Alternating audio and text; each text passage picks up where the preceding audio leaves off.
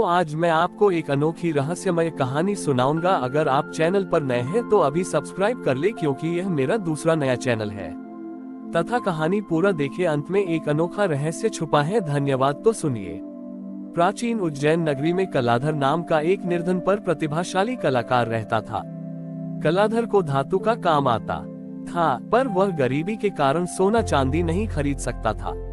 वह केवल मिट्टी, लकड़ी और साधारण लोहे से सुंदर कलाकृतियां बनाता था।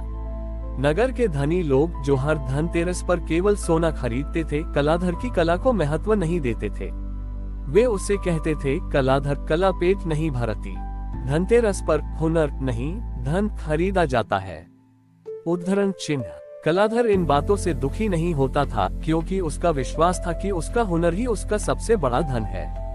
एक बार धनतेरस के दिन धन की देवी महालक्ष्मी और कला तथा ज्ञान की देवी सरस्वती ने पृथ्वी पर ये देखने का निश्चय किया कि लोग किस धन को अधिक महत्व देते हैं। दोनों देवियां साधारण वेश में उज्जैन नगरी पहुंची। उन्होंने देखा कि हर बाजार में सोने और पीतल की होड़ लगी है, पर कला और हुनर का कोई सम्मान नहीं कर रहा है। वे कलाधर की छोटी सी कुटिया पर पहुंची। कलाधर उस समय मिट्टी के दियों को बड़े प्रेम से आकार दे रहा था। उसने हर दिए पर बारीक कलाकारी की थी। देवी सरस्वती ने कलाधर से पूछा, हे कलाकार, आज धनतेरस है, सभी सोना खरीद रहे हैं, तुम इस मिट्टी से क्या कर रहे हो? क्या तुम लक्ष्मी की पूजा नहीं करोगे? कलाधर ने अत्यंत विनम्रता से उत्तर दिया, माता, मेरे पास सोना खरीदने का धन नहीं है, पर मैं अपने हुनर को ही अपना सबसे बड़ा धन मानता हूँ। ये जो दिया मैं बना रहा हूँ, ये सिर्फ मिट्टी नहीं, बल्कि मेहनत, एकाग्रता और रचनात्मकता का प्रतीक है। मेरा हुनर ही मेरी पूजा है। देवी लक्ष्मी ने कलाधर से कहा, कलाधर, यदि मैं तुम्हें वरदान दूं कि तुम एक पल में ढेर सारा सोना बना सको, तो क्या तुम अपनी कला छोड़ दोगे? उद्धरण चिन्ह। कलाधर ने दोनों देवियों को नमन किया और कहा, नहीं माता, मैं अपने हुनर को नहीं छोड़ सकता। धन तो केवल संग्रह है, पर हुनर सृजन है। सृजन से जो आनंद मिलता है, वह सोने से कहीं बड़ा है। यदि मेरे पास धन आ गया, तो मैं इस हुनर का उपयोग और भी सुंदर चीजें बनाने में करूंगा। कलाधर की यह बात सुनकर दोनों देवियां अत्यंत प्रसन्न हुई। देवी सरस्वती ने कहा, हे कलाधर, तुमने सच्चे कौशल धन का महत्व समझा। जहाँ हुनर, रचनात्मकता और लगन का सम्मान होता है, वहाँ मेरा वास निश्चित है। देवी लक्ष्मी ने आशीर्वाद दिया, और जहाँ सरस्वती का वास होता है, वहाँ मैं लक्ष्मी स्वयं आकर निवास करती हूँ। आज से तुम्हारा बनाया हुआ हर दिया, हर कलाकृति शुभता और समृद्धि का स्रोत बनेगी। तुम्हारे हुनर को कभी दरिद्रता स्पर्श नहीं कर पाएगी। उस दिन से लोगों ने महसूस किया कि कलाधर के साधारण दियों में भी एक विशेष चमक और शांति है। नगर के लोग धनतेरस पर सोने के साथ साथ कलाधर द्वारा बनाए गए दिए और कलाकृतियां भी खरीदने लगे, क्योंकि वे जानते थे कि ये वस्तुएं केवल मिट्टी या धातु नहीं, बल्कि हुनर और रचनात्मक ऊर्जा का धन है। कौशल का विस्तार और समुदाय दीप की परंपरा। देवी लक्ष्मी और सरस्वती के आशीर्वाद के बाद कलाधर की ख्याति दूर दूर तक फैल गई। उसकी कलाकृतियां इतनी शुभ मानी जाने लगी कि हर कोई उन्हें धनतेरस पर खरीदना चाहता था। लेकिन कलाधर अपनी प्रसिद्धि से विचलित नहीं हुआ। उसे याद था कि कौशल धन का उद्देश्य केवल व्यक्तिगत लाभ नहीं, बल्कि सृजन और आनंद है। अगले धनतेरस पर कलाधर ने एक नया संकल्प लिया। उसने देखा कि बहुत से गरीब बच्चे ऐसे हैं जिनके पास न तो पढ़ाई का धन है और न ही कोई हुनर सीखने का अवसर। उसने अपने हुनर का उपयोग केवल अपने लिए नहीं, बल्कि समुदाय के कल्याण के लिए करने का निर्णय लिया। तारांकन कौशल का समय दान। कलाधर ने अपनी कुटिया के पास एक छोटी सी कार्यशाला खोली, जहां उसने गरीब बच्चों को निःशुल्क कला और कारीगरी सिखाना शुरू किया। उसने उन्हें सिखाया कि मिट्टी और साधारण धातुओं से भी कैसे सुंदर और उपयोगी चीजें बनाई जा सकती हैं। यह उसका कौशल समय दान था। तारांकन उत्पाद का सामूहिक मूल्य। धनतेरस के दिन कलाधर ने अपनी बनाई हुई महंगी कलाकृतियां बेचने के बजाय उन बच्चों द्वारा बनाए गए छोटे छोटे दियों और खिलौनों को बाजार में रखा। उसने उन वस्तुओं को बहुत ही कम दाम पर बेचा, जिससे सभी गरीब बच्चे भी गर्व से कह सके कि उन्होंने धनतेरस पर अपने श्रम और हुनर से धन कमाया है।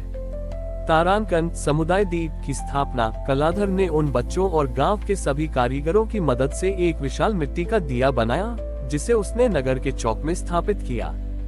उसने घोषणा की, ये एक समुदाय दीप हमारी सामूहिक रचनात्मकता और एकता का प्रतीक है। हम हर धनतेरस पर इसमें तेल भरकर जलाएंगे। नगर के व्यापारी, जिन्होंने पहले कलाधर का उपहास किया था, अब उसकी बुद्धिमत्ता से प्रभावित थे। उन्होंने देखा कि इस छोटे से कौशल दान ने न केवल गरीब बच्चों को सम्मान दिया, बल्कि पूरे बाजार में एक सकारात्मक और सहयोगी माहौल भी बना दिया। उस शाम जब समुदाय दीप जला तो उसकी रोशनी सबसे अधिक उज्जवल थी। ये रोशनी केवल तेल की नहीं थी, बल्कि सामूहिक श्रम, रचनात्मकता और प्रेम की थी। देवी लक्ष्मी और सरस्वती ने एक बार फिर कलाधर को आशीर्वाद दिया। उन्होंने कहा, हे कलाधर, तुमने सिद्ध किया कि कौशल धन की शक्ति तभी अनंत होती है जब वह दूसरों के जीवन में ज्ञान और प्रकाश लाने के लिए उपयोग किया जाता है। तुम्हारा ये समुदाय दीप युगों तक लोगों को एकता और रचनात्मकता का पाठ पढ़ाता रहेगा। इस प्रकार धनतेरस का पर्व केवल सोना चांदी खरीदने तक सीमित नहीं रहा, बल्कि कौशल विकास, सामुदायिक रचनात्मकता और श्रम के सम्मान का पर्व बन गया। ये कहानी बताती है कि सबसे बड़ा धन वह है जो सृजन और ज्ञान के द्वारा अनगिनत लोगों के जीवन को प्रकाशित करता है। कलाधर और उसके शिष्यों द्वारा स्थापित समुदाय दीप की परंपरा वर्षों तक चलती रही। हर धनतेरस पर नगर के लोग अपने हुनर और समय का कुछ हिस्सा कला के दान में लगाते थे, जिससे कौशल धन की निरंतर वृद्धि होती रही। अब कलाधर बहुत वृद्ध हो चला था और उसके प्रिय शिष्य विक्रम ने उसकी कार्यशाला की जिम्मेदारी संभाल ली थी। विक्रम भी अपने गुरु की तरह विनम्र और प्रतिभाशाली था। एक धनतेरस की पूर्व संध्या पर जब विक्रम समुदाय दीप की मरम्मत कर रहा था, तो उसने कलाधर से पूछा, गुरुदेव, हम हर साल इतनी मेहनत से दिए बनाते हैं, कला का दान करते हैं और यह सब शुभ माना जाता है, लेकिन क्या हमारा ये कौशल धन सचमुच अमर है? सोना तो पीढ़ी दर पीढ़ी चलता है, पर हमारी मिट्टी की कलाकृतियां टूट जाती हैं। कलाधर ने मुस्कुराते हुए विक्रम के कंधे पर हाथ रखा और कहा, नहीं बेटा, तुम कौशल धन के भौतिक रूप को देख रहे हो, पर उसकी आत्मा को नहीं। कलाधर ने समझाया कि सच्चा कौशल धन 4 रूप में अमर होता है। तारांकन ज्ञान का अमरत्व, जब तुम किसी बच्चे को हुनर सिखाते हो, तो वह हुनर उस बच्चे के मस्तिष्क में अमर हो जाता है।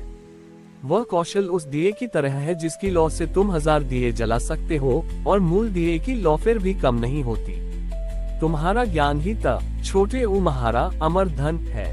तारांकन प्रेम का स्थायित्व, तुमने जो समुदाय दीप बनाया वह केवल मिट्टी का नहीं है, वह प्रेम, श्रम और सहयोग की भावना से भरा है। जब लोग इसे देखते हैं तो उनके मन में जो एकता और आनंद का भाव आता है, वह भावना अमर है।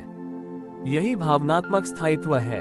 तारांकन उत्तराधिकार का धन, सोने का उत्तराधिकार केवल एक व्यक्ति को मिलता है, पर कौशल धन का उत्तराधिकार पूरे समाज को मिलता है। तुम आज जो काम कर रहे हो वह मेरे द्वारा तुम्हें दिया गया सबसे बड़ा धन है और तुम इसे अपनी अगली पीढ़ी को दोगे। यह अक्षय निधि है। तारांकन सृजन का अंतिम सत्य। याद रखो बेटा, कला और सृजन ही वह माध्यम है जिनसे मनुष्य नश्वरता को चुनौती देता है। जब तुम कोई सुंदर वस्तु बनाते हो तो तुम एक पल के लिए समय को रोक देते हो और ईश्वर के सृजन कार्य में भागीदार बन जाते हो। तुम्हारी बनाई हुई टूटी हुई कृति भी यह संदेश देती है कि सुंदरता संभव थी। यह बड़ी ही अमरता है। विक्रम को अब कौशल धन का गूढ़ अर्थ समझ में आ गया। वह समझ गया कि धनतेरस का अर्थ केवल सामान इकट्ठा करना नहीं, बल्कि कौशल और ज्ञान को बांटकर अगली पीढ़ी को समृद्ध करना है।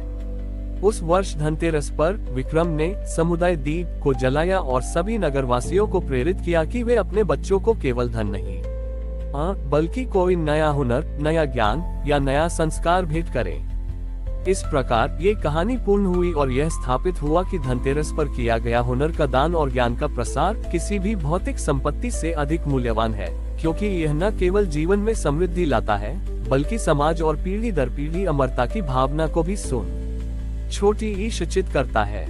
हमारी और भी आध्यात्मिक एवं अनोखी कहानियाँ देखने के लिए हमारे चैनल पर जाएं तथा धार्मिक एवं पौराणिक अनोखी कहानियाँ हमारे चैनल पर है।